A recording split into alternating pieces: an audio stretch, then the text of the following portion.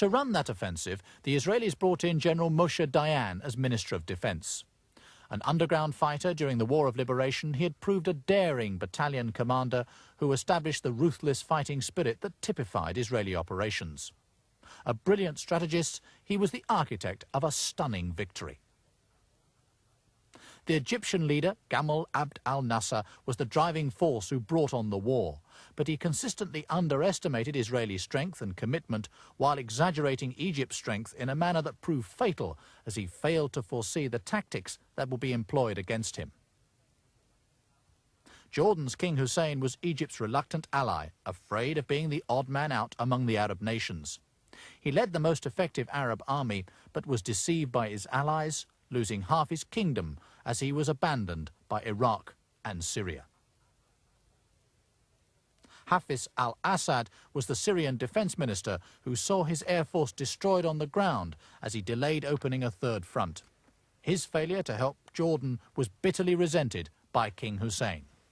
The Arab nations moved their armies onto Israel's borders. Israel resolved to mount a preemptive blitzkrieg. It was spearheaded by the Air Force, which in the first few hours won complete air superiority by destroying the Arab air forces on the ground.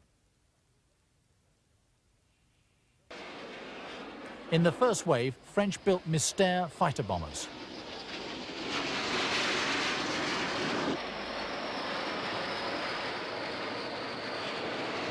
Air Force commanders had correctly assumed that the Egyptians would be unprepared, with most officers still driving to their bases. Peeling off to fly in low under Arab radar, the strike planes knocked out the Egyptian Air Force largely before it could leave the ground.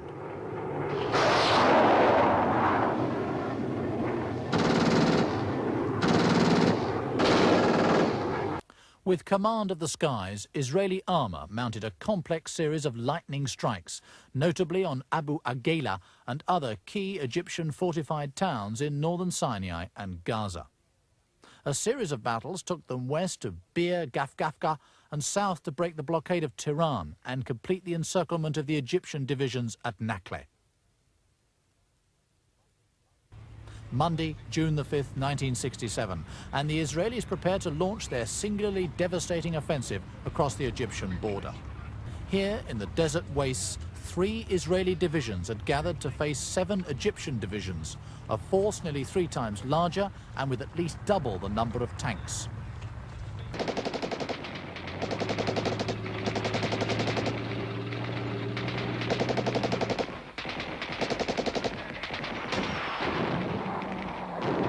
The Israelis entered Gaza on Tuesday lunchtime, halfway through the second day after what they described as a brutal battle.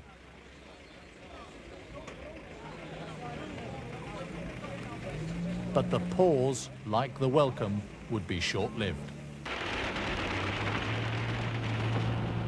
It was a bitter and unexpected defeat for the Egyptians. The Egyptian commander in Gaza, Major General Abdul Munah Husseini, still looks bewildered by the speed of his force's demise as he signs the surrender document, hastily scribbled out on a scrap of paper by his Israeli captors.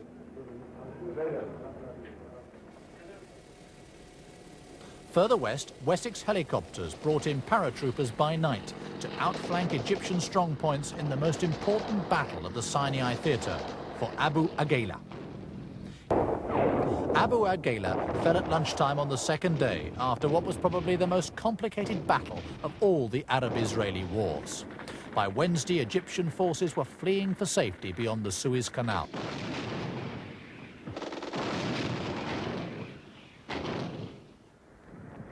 Seven Egyptian divisions, 70,000 men, were totally destroyed in scenes that became famous around the world. In many cases, vehicles and weapons were simply abandoned in the haste to get back to the Suez Canal. Hundreds of vehicles littered the landscape. With the dramatic collapse of the Egyptian army, the way was wide open to the Suez Canal.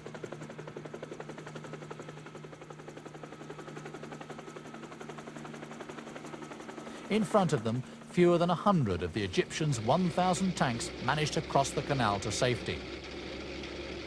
Their rout had been compounded by conflicting orders from the Egyptian commander, Field Marshal Abdul Hakim Amer, which created panic in the defeated army.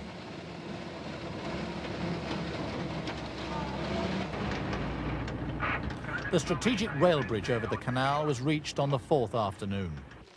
But none of the troops who relaxed along the canal banks that Thursday would say that it had been easy. I have seen it to be not very easy. They were fighting from house to house. You can see the shells in the houses here, that people had to fight from house to house. Most of it was done by the tanks, the light tanks. In the east, the Israelis began by cutting off Jerusalem from the bulk of the Jordanian army in the north, which also found itself quickly under fire. Further offensives north of Jerusalem seized control of the Judean hills.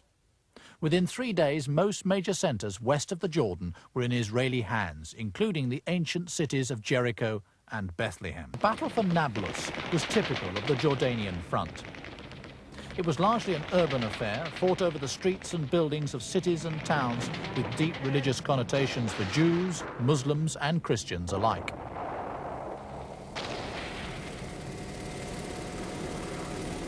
Just as in Vietnam, half a world away, the medevac teams were helicoptered into battlefield situations to take out the wounded. Jerusalem's Wailing Wall was reached on the fourth day, the Israeli Defense Minister Moshe Dayan posting prayers of thanks. This was a deeply religious site denied them under the 1947 partition, but staying there would fuel Arab anger for years to come.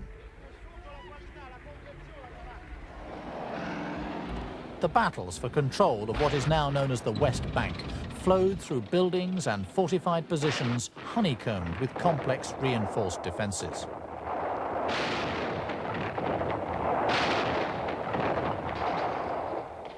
Here was where they met the men of the Arab legions El Hashim and Hittin brigades, their most effective opponents. In the towns, troops found heavily defended buildings, some several stories high, all interconnected by deep trenches and protected by minefields. Here, too, the Israelis suffered half their fatal casualties of the entire war.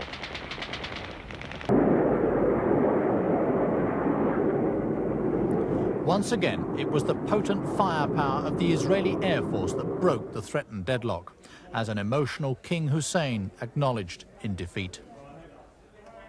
The battle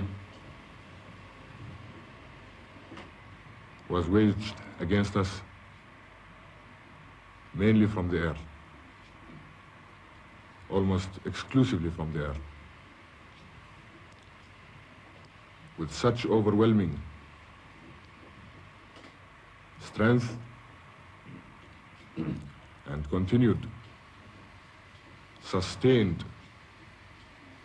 air attack on every single unit, on every single formation of our armed forces, day and night, right till last night. Thereafter, Israeli troops swiftly occupied villages and towns of both religious and political importance to Muslims, Jews and Christians alike. Here, Jericho, whose walls had fallen without a fight, just as in biblical times. Jordan, a reluctant ally of the Egyptians, had, in population terms, lost half its kingdom.